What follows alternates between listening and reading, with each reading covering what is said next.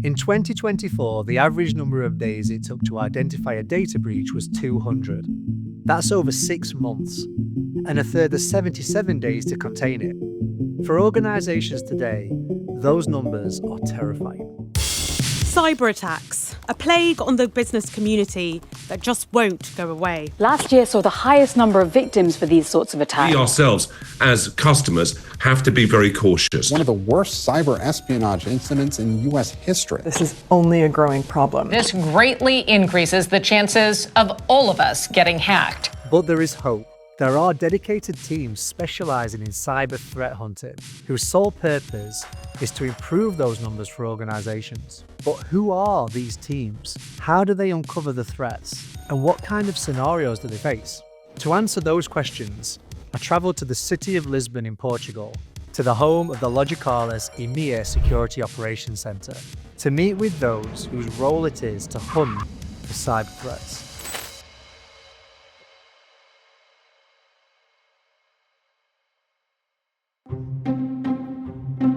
So what is threat hunting and what does that mean to you?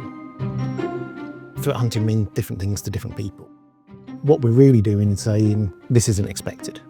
We can use that to be more proactive than just a reactive stance. To me, it's really taking to the role of a digital detective, digging into the evidence and looking for patterns. What do we see on the data we have? Taking a step back and see what's there in front of you. It's like an old front door. Is you can have a lock, you can shut that door and you feel it's safe. But the fact there's only, say, 20,000 combinations of keys, someone else has got a key to get through that door. But once you put your company on the internet, globally they have access. So you're talking of billions of people who could potentially have a go at that door. That's really what the modern cyber is about. It's not, I will never get breached. It's when I get breached, what am I going to do?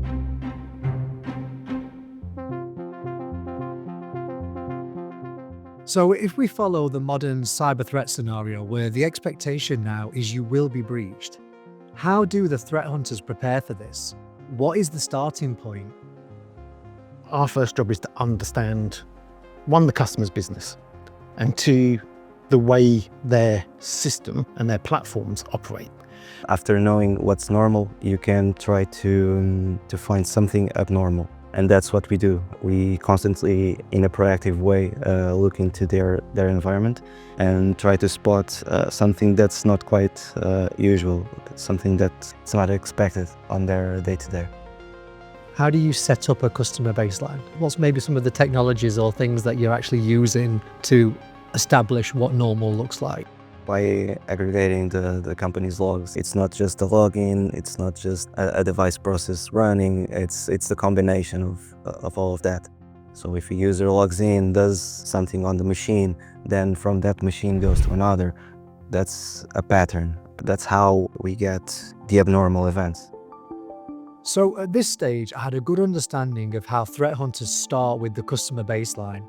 But what I really wanted to know was how they use this to spot a potential data breach, and if they could share what a real-life incident actually looks like.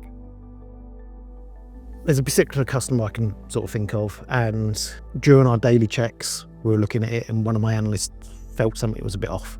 On that particular day, it was really saying, okay, there's some risky events around these users, some alerts that were triggered on an unusual location. It was strange. Something wasn't quite right. We had a user account or access to platform in the customer's environment from a different geolocation than what we've ever seen in the past. It wasn't impossible to be there. Someone could be on vacation. There are multiple reasons for someone to be there, but that's not the usual there because the company is mostly on the US. So we then asked the question, going, is this expected? Is the user traveling? And when the customer came back and went, no, it's not, that's the first trigger point and going, well, let's create a bigger incident what we need to investigate. We found a really interesting case. It was a bad one. So the malicious actor basically compromised the user account and did an app registration, which allowed them to maintain the activity under the radar. So the activity started from that specific location, but after the app registration, everything was going on from the US, so it was masqueraded. And that's how they maintained the activity. When the user logged in, again, just to clarify this point, did it set an alarm off? Or was it because our team decided this looked unusual? There is alarms you can put in place for that sort of thing. Did they have geo-blocking? No, they didn't. We noticed that it's a login again from a different country, but we've not seen that again in, say, the last 30 days. It's an anomaly. It's unnormal. So we need to validate that. How did they get access to that user account? So what we do is we start to pick the thread, and we start to make the story.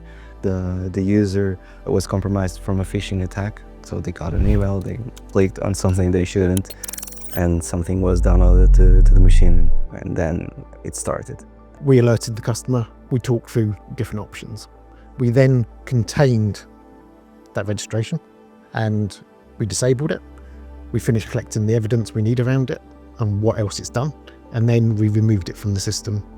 We identified, we contained, we helped remediate.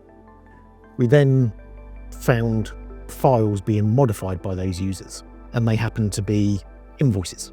Within that, they'd changed the account number. We saved about 2.1 million there, because if that transaction had been authorised and gone through their internal processes, that's a massive loss. The speed at which the team had managed to solve this issue for the customer and help them save $2.1 million was incredible. In a leading research report titled Cost of a Data Breach, they found that the global average of a data breach could cost customers up to $4.9 million. Now that's a 10% increase over last year and the highest average total ever. However, they also found that the average cost savings for organizations that use security AI automation extensively in prevention versus those that didn't was a saving of $2.2 million. Even with emerging technologies like SOAR or automation tools, you will still have the need for a senior analyst to look at it and fine-tune it. Basing your SOC only on technology makes yourself very predictable, and the way that you defend yourself is very similar from each attack to another. Technologies keep evolving, so it's very difficult for companies to keep up with the pace and hire all the operational staff that they need to acquire all the protection they need for security. So having a SOC service is a way of externalizing the operations and have someone specialized handle those tools and handle those types of threats by someone who does it every day, 24/7.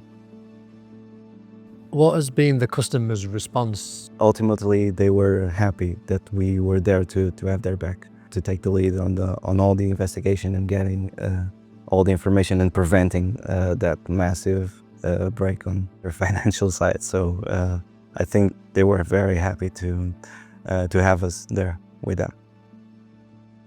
Utilizing threat hunting services significantly reduces the mean time to identify and respond to data breaches.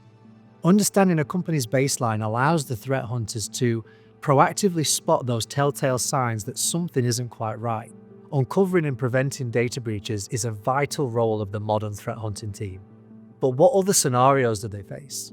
What are the real-life stories that they have to share, and what else can we learn from the incredible work that they do? Continue on this journey with us as we go deeper into the role of cyber threat hunting.